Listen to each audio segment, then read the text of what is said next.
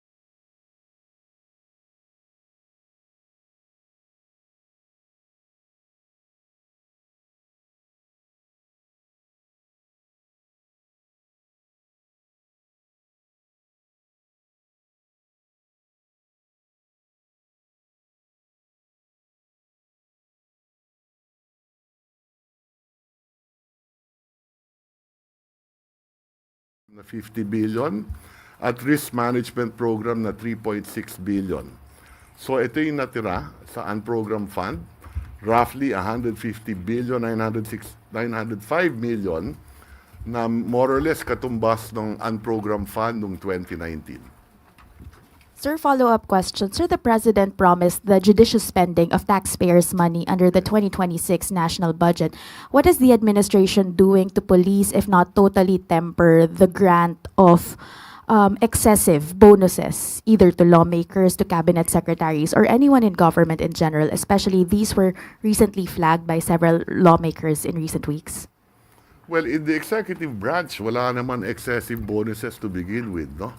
Pangalawa, kung ang tinutukoy po ninyo ay yung budget ng Kongreso, nung nakaraang taon, ang budget ng Kongreso, kung hindi ako nagkakamali, ay 50 billion. 50 billion and correct. In 2025 GAE, ang Kongreso ay may budget ng 50 billion. Sa taong 2026, ang budget ng Kongreso ay 38.6 billion. So nabawasan ng roughly 12 billion yung budget ng Kongreso in 2026 compared to 2025. Sorry, sir. Anong items po yung natanggal under nung 12 billion that was removed from Congress? This is both for the House and the Senate, right? That is correct. For the House and the Senate and Commission on Appointments and Senate Electoral Tribunal. I don't have the details with me, but maybe the DBM would have them. Yes, Sec. If I may, as far as the NEP of the Senate and the rest of the Congress, just to give you details, okay, for Senate, it's 7.5 in the NEP and it increased to 8.5 billion. And then for Senate Electoral Tribunal, 329, and it became 389 million. Now, for the Commission on Appointments, it's 1.089 billion to 1.680 billion. Then House of Representatives, that is 17.2 billion to 27.7, and the HOR Electoral Tribunal, 255, the same amount as far as the GA is concerned. So NEP level. Okay, thank you. Follow up? Yes, Ivan. Good morning, Secretary, sir. Sinabi po ng Pangulo, hindi hahayaan ng administrasyon na gawing backdoor for discretionary spending on unprogrammed appropriations. There will be strict guidelines, clearly defined triggers bago ho ma-release. What are we going to do differently this year? Kasi I suppose these are existing guidelines already. Those that existed the year before. Paano ho natin ito exactly gagawin? Well, unang-una, nabanggit ko nga kanina na nung nakaraan, meron yung SAGIP, Infrastructure and Social Programs sa lump sum na mahigit 80.8 billion. Wala na ngayon yan. So of the 10 items or more in the unprogrammed, ang natira 3 na lang. So what are the 3 items? Again, revised AFP modernization program na 50 billion. Yung risk management program na 3.6. Ito'y patungkol sa mga contingent liability natin sa PPP. At yung support to foreign assisted projects na 97 billion. Ang pagkaintindi ko dito sa support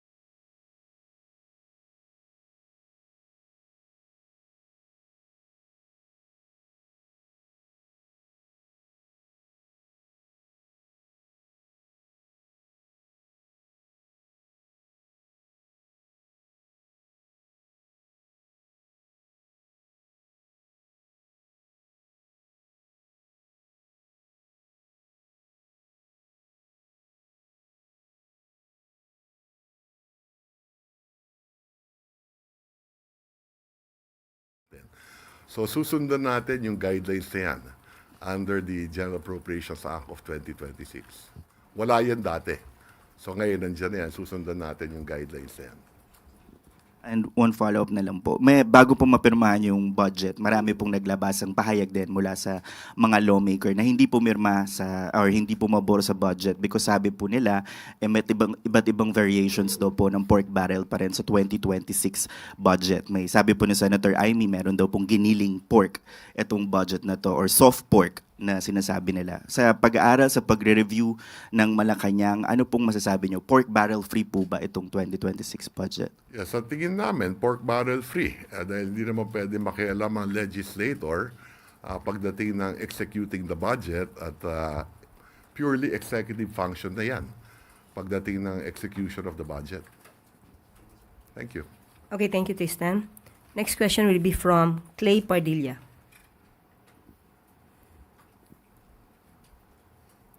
Okay, let's go to Chloe Hufana. Good morning po. I guess to DBM or Secretary Recto. With the 2026 budget reportedly cutting back on flood control project allocations, how does the administration plan to achieve the DBCC's 6 to 7% growth forecast through 2028? And which sectors will likely drive growth and what measures are in place to mitigate potential headwinds given these fiscal adjustments? Maybe with the Sec RC. RC.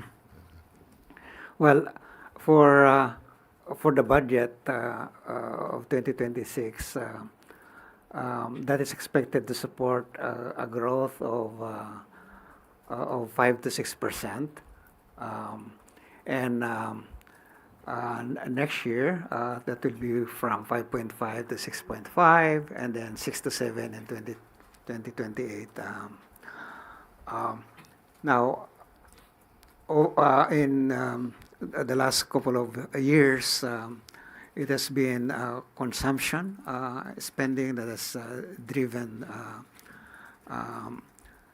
growth, accounting for nearly 3/4 of the GDP. No? That's on the demand side, and if you look at the supply side of the economy, that's services.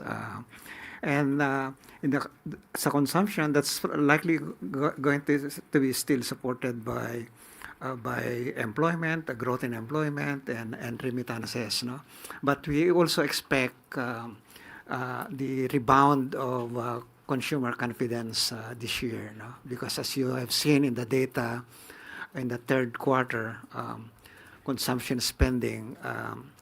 It slowed down sharply from over 5% to just 4.1% in the third quarter because of that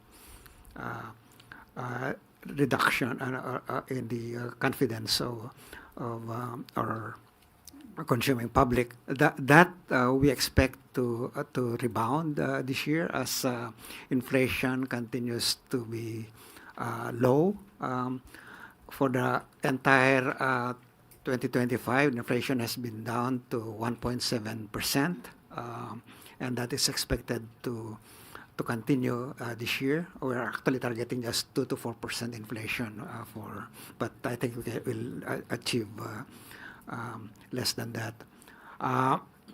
And also interest rates have been coming down, and we have been reading the papers with BSP saying that they will continue to follow that rate reduction, and globally the pessimism in the trade and investment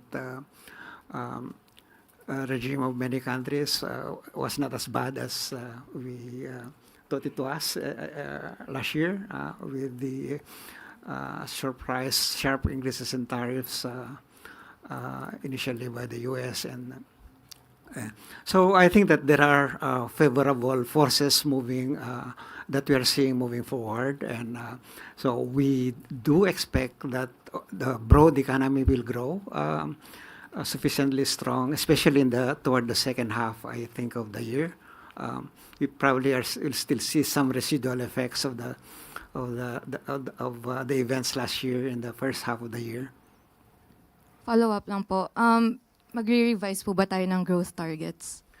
Well, we have, the last one we have done, but we have not yet released it's not been officially released yet, but we have done some work and some discussions and decisions last December.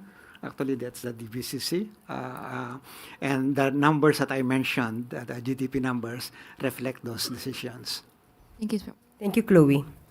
Evelyn Quiroz, Filipino Mirror. Good morning. Kay Secretary Toledo po, yung clarification lang po sa question kanina na nabanggit po ni Pangulo yung we will not allow unprogrammed appropriations to be misused. Sinabi po na i-release lang po ito upon validation. Pwede pong malaman sino pong magva-validate? May committee po ba dito? Okay. So yung pag-validate yan, of course, aside from that validation, we need to, of course, kailangan natin ma-meet yung requirements or even triggers. One is when we have excess revenue, that's the time that we can also unlock that program appropriations. At the same time, kung mayroon na tayong perfected loan para din sa ating mga foreign-assisted projects. So, mean to say, kung foreign-assisted project yan, that is already validated by the ICC. It passed through the process of evaluation, at the same time, approval. So, I guess with that, the foreign-assisted project, no need to validate. But as to the ating mga releases other than that, is we need to look at, of course, yung process natin as to the yung aming ginagamit din sa pag-evaluate ng ating budget when we prepared the budget. And that is yung ating, okay, one is it should be aligned with the plan of the national government. Second, it should have ready for implementation, of course. And of course, yung ating prioritization as far as the agency is concerned. So those are just some of the validation that we need to look at when we release the unprogrammed appropriations. Sir, follow-up lang po. So, kasi po, kaya ko po ito natanong dahil yung mga flood control issue ng nakaraan, nandiyan naman din po kayo sa opisina na yan. So, ang sinasabi niyo po ba, maiiwasan na itong nangyari nung nakaraan sa panahon ng dating kalihim ng DBM? Definitely, mawawala as mentioned by Secretary Recto, actually wala na rin yung pagkukuhanan natin ng mga ganyang pondo. And very limited na lang, 3 na nga lang eh. So mean to say, hindi na mangyayari yung nangyari ng nakaraang taon o nakaraang mga unprogrammed appropriations natin. So definitely that will not happen already because as mentioned ba, 3 na lang yung prioritization natin na kailangan. Which is very strict na yung ating pag-i-evaluate niyan given, of course, yung limited fiscal space that is available to us. Thank you po. Thank you, Jean. Usec, pwede pang kay Secretary go Go, isa ahead lang po, po. Ma'am Evelyn, yes. Secretary, nabasa ko po yung nabanggit ng Pangulo na this budget further strengthens the PhilHealth with nearly 129 billion, including the 60 billion directed to be restored yung sa PhilHealth. Pwede po bang malaman kung kailan naman po maibabalik yung PDIC fund amounting to 107 billion? Thank you po.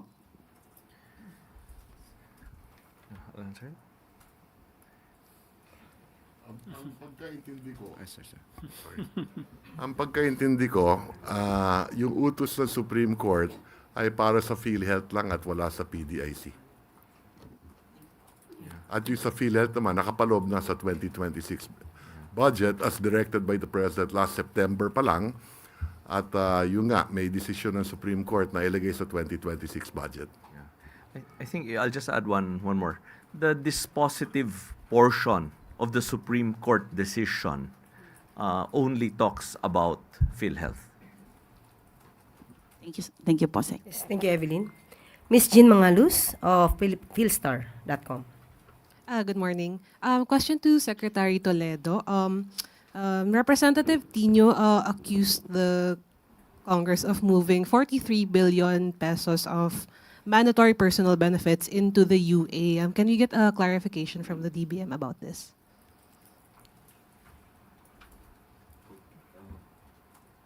Okay. Yung ating kasi unprogrammed appropriations which actually total na mention kanina ni Secretary Recto na natin niya ibig sabihin na the veto ng presidente as far as the personal services requirements. Okay? So, yung nilagay kasi some of those program already under appropriations ay nilagay na natin sa budget ng ahensya, which is transferring lang from the program appropriations at nilagay na natin sa program. One of which is yung ating mga daily subsistence allowance na nilagay na natin siya doon sa ahensya ng gobyerno. Rather than put it in the NPBF, so inilagay na natin doon sa ahensya mismo. So, yon. Actually, ang nakalagay po doon is yung para sa benefits 1.02 billion na nilaan po sa NPBF ay benefits para sa karagdagang doktor, nurse at ibang allied medical positions ng mga hospitals, treatment and rehabilitation centers na nasa ilalim na po ng Department of Health. Okay.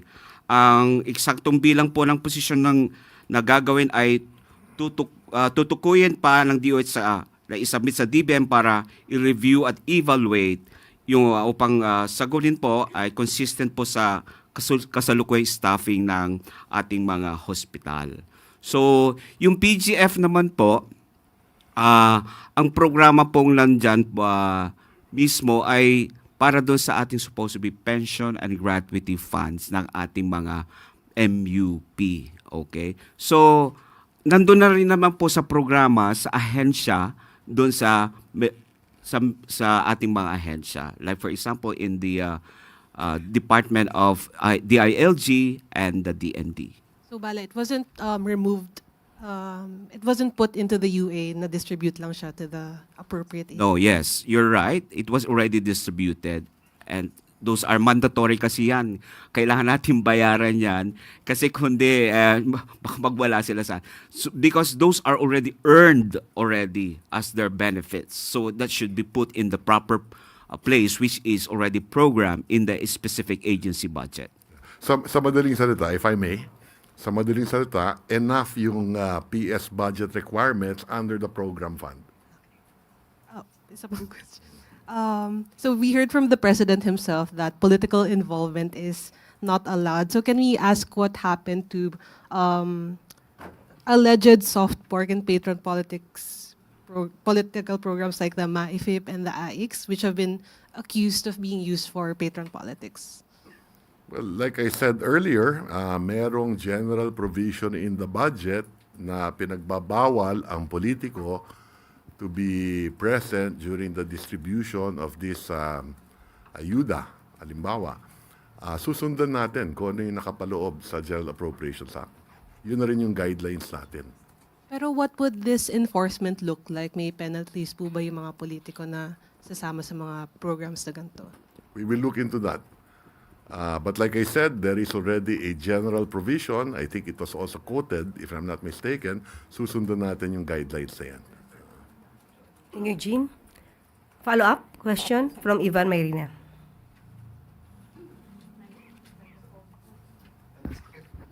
But Secretary Recto, sir, hindi naman ho kailangan ng physical presence ng politiko para mag-intervene sa mga ayuda, if I may use that word. Hindi ho ba? So paano ho kaya mas matitiyak na hindi nga nakikialam itong mga politiko? Since nandyan pa rin po yung mga MAIFIP and other... Ang masasabi ko lang dyan ay meron batas na may general provision under the General Appropriations Act na susundan natin. Something that wasn't there previously? Hindi tayo dadagdag sa batas, hindi rin tayo babawas kung ano man ang nakalagay sa batas. Eden Santos. Good afternoon po, ES Recto or DBM Secretary Toledo po. Linawin lang po natin, may budget pa rin po ba sa flood control project for this year? Kung meron po magkano, if there is none, paano po ang gagawin ng Pangulo para po matugunan yung mga malawakang pagbaha na kumitil sa buhay ng ating mga kababayan at sumira po sa mga ari-arian, gayon din sa agrikultura at sa infrastruktura? Mayroon pa rin tayong budget for flood control but specific for the foreign assisted project only. That's around 15.7 billion. So, because meron na tayong mga kontrata na dapat sundin at dapat ma-implement yung project according to the plan as far as the project is concerned. Ano pong mga particular na mga flood control projects itong mga to? Right now, I don't have, pero we can, anyway, we'll publish naman na yung ating GAA so you can browse it to our GAA. What are those flood control project under the foreign assisted project? So right now, I don't have a copy of that specific project for flood control. Kahit isa lang po, wala po kayong natatandaan. Okay, this yung ano,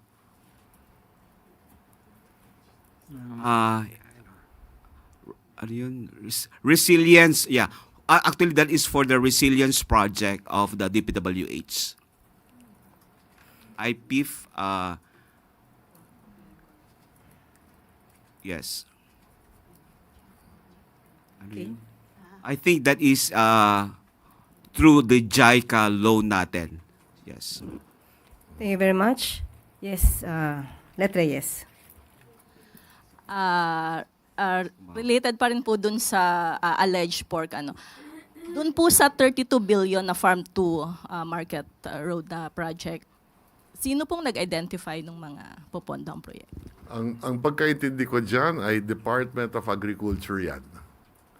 Ang nagbigay ng listahan ng farm to market roads. Yung mga congressman po, wala silang Wala akong alam dahil nung napanood ko yung BICAM, doon pinasok sa BICAM to, nagkaroon pa nga ng sagutan kung matatandaan natin sa PICC. So ito yung plano ng DA na binigay sa Kongreso for the farm to market roads. Isa pa po, binanggit ni Senator Amy, sumulpot lang din daw ito sa BICAM, yung Presidential Assistance to Farmers, isang uri rin daw po ito ng ayuda. Pwede pong malaman ano po itong pondong ito? Ang pagkaintindi ko dyan ay nakapaloob na yan in the General Appropriation or in the GAB version. If I'm not mistaken, meron ng roughly 10 billion ata yung kung di ako nagkakamali. Yan ay assistance sa farmers dahil minsan ang presyo ng bigas or ang presyo ng palay ay 12 pesos per kilo. I think we want to maintain the farm gate prices roughly at 18 pesos. Yun ang diferensya dyan. Binabayaran natin yung diferensya. Thank you, Let Narciso. Tulong yan para sa ating magsasaka. So, hindi pork barrel yan. Sa mahigit 2 million farmers kung natatandaan ko. Thank you, ES. Thank you, Let Narciso of DCRH. Sam Mendinilla. Yes. Good afternoon po. I-clarify ko lang po. Bali yung pag-veto po dun sa 92.5 billion, walang expected na magiging may stall na government program dahil dun sa na-veto na yung amount. Wala naman. Wala ako nakikita dahil unang-una, sa tingin ko, walang excess revenue na ganun kalaki. Kaya kahit na ilista pa natin yan sa UA, palagay ko sapat na yung makokolekta lang natin para sa program at walang masyadong excess revenue. Kaya hindi na kailangan yan sa unprogrammed funds. Clarify ko lang rin po. Na-explain po ba ng Congress ng BICAM bakit nila in-include yung 92.5 billion dun sa GAA? Hindi naman na-explain, pero kung hindi ako nagkakamali, marami dyan kasama talaga sa NEP nung una pa lang. But then we know na ako naman galing sa Department of Finance, alam ko naman yung takbo ng revenue ng ating pamahalaan, kaya alam natin na for next year, hindi tayo makakakolekta ng napakalaking excess revenue. Dahil mataas na yung mga target ng revenue ng Department of Finance sa tax revenue at non-tax revenue. Last na lang for my part. How will you compare yung 2026 budget dun sa 2025 budget? Mas maayos ang 2025 budget at sisiguraduhin natin na 2026 budget, sisiguraduhin natin na meron ding conditional release kung titignan natin yung nabanggit ng Pangulo kanina. So may mga budget na tinaasan, pag-aaralan natin yan kasama ang DBM bago natin i-release yan. So remember, when you pass a budget, and in this case, the budget is roughly 6.8 trillion, or to be exact, 6.793 trillion. hindi naman ibig sabihin January 1, nandiyan na yung perang yan. So, kokolektahin pa natin yung revenue na yan. At yung deficit, yung kulang na roughly 1,650 billion, more or less, ay uutangin pa yan. No? So, having said that, meron tayong cash flow na susundan at doon natin titignan ang lahat ng i-release natin, siguraduhin natin ano yung most efficient or highest multiplier effect, what will increase productivity among Filipinos, anong makakapagbigay ng trabaho, makakapagtaas ng income ng ating mga kababayan, yan ang mga i-release natin. Kasama na dyan, syempre, sa edukasyon, kalusugan, agrikultura na napakahalaga. Thank you po. Okay, Alexis Romero, Philippine Star. Related po dun sa naunang tanong. Kasi nung SONA po nabanggit ni Presidente na he would rather have a reenacted budget rather than one that is not in line with his policy priorities. At yun yung naging issue po ng 2025 budget. Yung budget po ngayon, given na may vetoed items, can we say that this reflects or this is more consistent with the policy priorities of the admin compared to the previous one? Yes, that is correct. So hindi siya mangled na yung tipong unlike yung before na maraming changes sa budget proposals sa NEP. Like I said, kung meron man amendment at meron ngang amendment, natural lang, dahil trabaho ng Kongreso yun, ang trabaho ng executive is to implement or to execute the budget. So titignan din natin lahat ng increases na proposed amendment at susuriin natin na mabuti kung dapat ba to ay may release o di kaya wag i-release. Isa na lang po. In addition, just to what was vetoed is the unprogrammed appropriations. It's not from the program appropriations. So, hindi siya maatala yung ating mga programa na inaprubahan ng Presidente. For the record na lang po, yung DPWH budget dun sa final budget law versus po sa NEP, ilan po yung na-trim dun sa allocation po ng public works?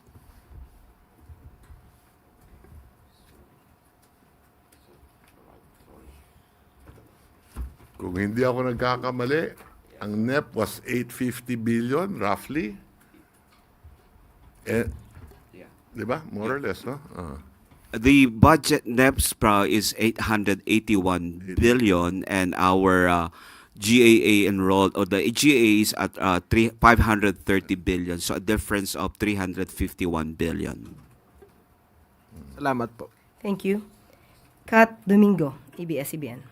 Hi, sir. Sir, I understand that you will be publishing the GAA soon, but one contentious issue in every budget is the President's confidential funds. How much is the President's confidential funds under the 2026 GAA? And how much is the difference, whether higher or lower, compared to the previous confidential funds? Okay. So let me just get the exact data. Sorry. Okay. For confidential intelligence fund, okay, there's a for 2026, there's a total of 11.8 billion based on the GAA, okay, and 2026, so it increased or decreased from the 12.120 billion that is coming from the 2025. So bumaba actually by around 302.2 million pesos yung contingent, rather confidential intelligence fund. Sir, It's for the total. Sir, despite the 302.2 decrease, 11.8 billion is still a huge amount that will not be liquidated as thoroughly as regular line item budgets. How does the palace reconcile that kind of seeming irony when the president promised a more transparent, a budget that will be more judiciously spent? Okay. Well, we just have to follow what is in the joint circular with the DBM and COA, so we have to follow those rules and regulations. That is the basically that we follow in terms of the accountability or accounting of the confidential fund and intelligence fund. And also, per our general provision, we need to report that to House of Representatives and Senate at the same time from the Office of the President. So it will be monitored accordingly. Okay. Yung 11 billion na nabanggit, hindi lahat yan Office of the President. Yeah. It's a total, sir. Thank you. Total. Thank you, Sec. Okay. Sir, for the OP alone, okay, how okay. much? Okay, for the OP alone, the same level as in 2025, that is around 4.5 billion pesos. Sir, same question. Bakit po hindi significantly binabaan when the public is clamoring, has been questioning the spending of the confidential funds, has been clamoring for a more transparent budget? Bakit po hindi significantly tinapyasan? Go, sir. Yeah. I think it is transparent in the sense that the OP reports directly to the Senate President and to the Speaker of the House. So the OP submits reports to the House of Representatives and to the Senate President. Sir, last na talaga And to from my, COA. yes, sir. Sir, last from my end, for the Executive Secretary, as a former lawmaker, what do you make out of the so-called safeguard on the prohibition on politicians in the distribution? Because a lot of people feel that it is somehow a form of tokenism, because even if they are not present in the distribution, they can still give out guarantee letters. People still can line up in their offices because that is not qualified as a distribution per se. I'll put it this way. It's the first time that we have such a provision in the General Appropriations Act. So subukan natin muna. Chloe Fana. Kay Sec RC po, follow-up lang po dun sa growth kanina.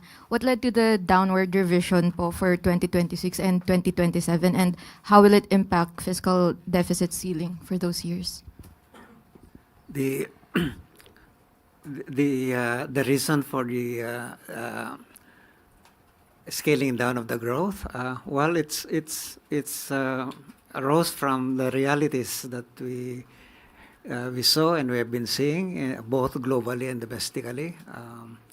As you have seen in the various reports of IMF, World Bank, ADB, while the global climate, economic climate has improved a bit in the second half of the year, we haven't really gone back to the kind of growth expected before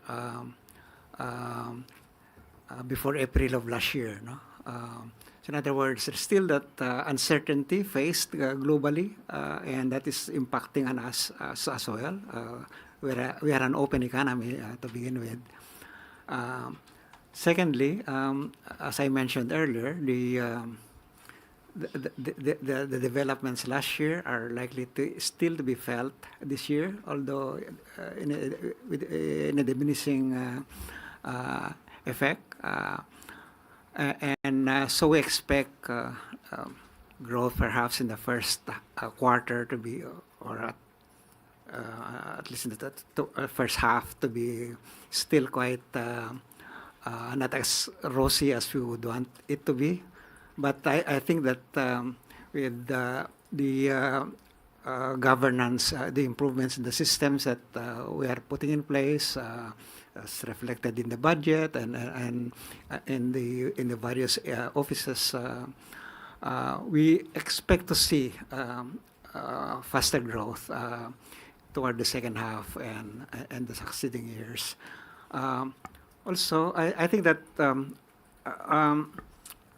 as I mentioned earlier, what makes I think this year and next and hopefully even further down is that we are realizing what we want to happen, and that is a growth that is not just fast, but it's more inclusive.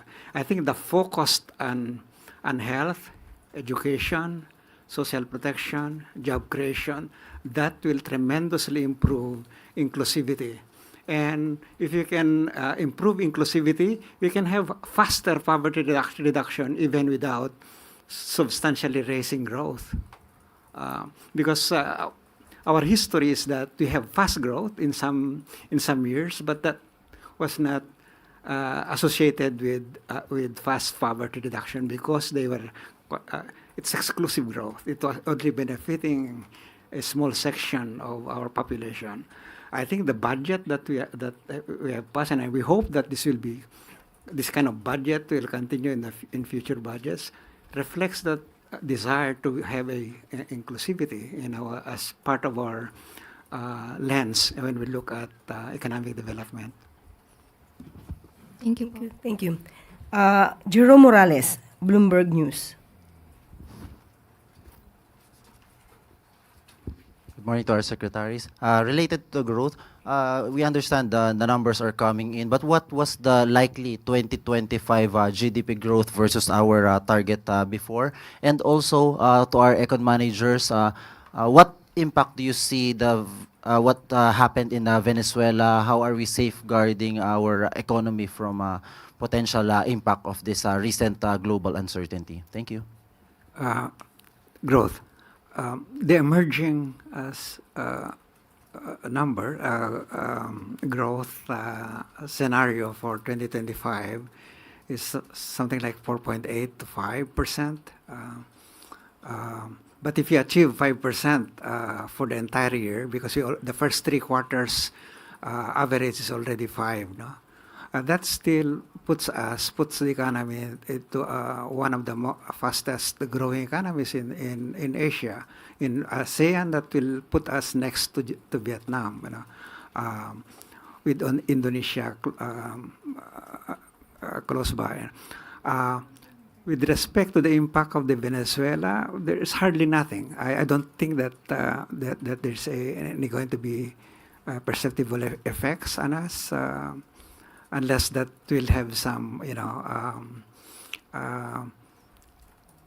duplications elsewhere, if it's embolden some other governments to do similar things, then of course that will have the indirect effects on us. But as it is, our link directly or indirectly with the Venezuelan economy is not strong. Thank you. Alexis Romero. I-follow up ko lang kay Secretary Toledo regarding the more than 300 billion reduction po from NEP. May we just know the reason behind the reduction sa public works po? And then saan po na-allocate yung mga funds na tinanggal doon sa DPWH? Okay.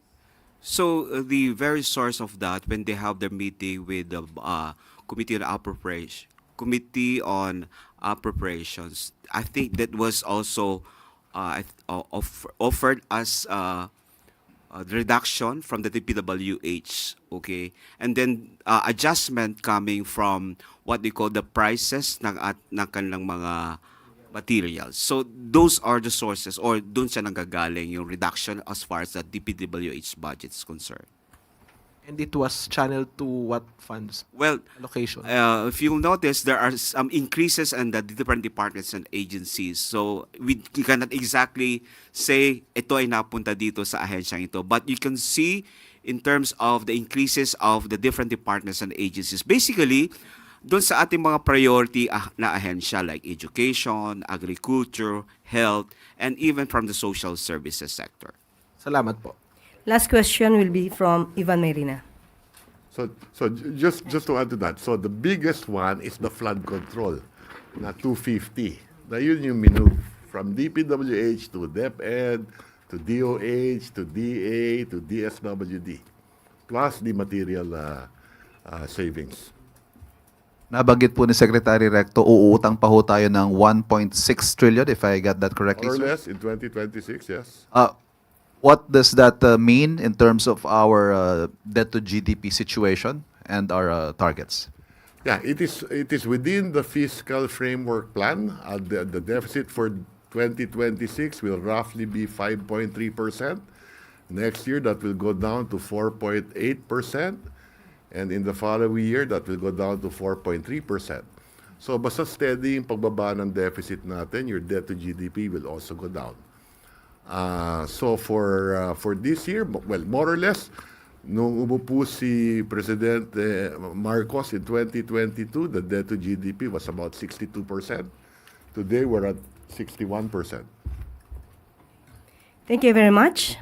And that concludes our press briefing. Thank you very much, ES Recto, Secretary Rolando Toledo, Secretary Frederick Go, and Secretary Arsenio Balisacan. Sa mga susunod na araw ay tatalakayin din natin at tututukan natin ang mga nilalaman ng GAA kasama ang pamunuan ng iba't ibang ahensya. At dito na po nagtatapos ang ating press briefing. Magandang araw para sa bagong Pilipinas.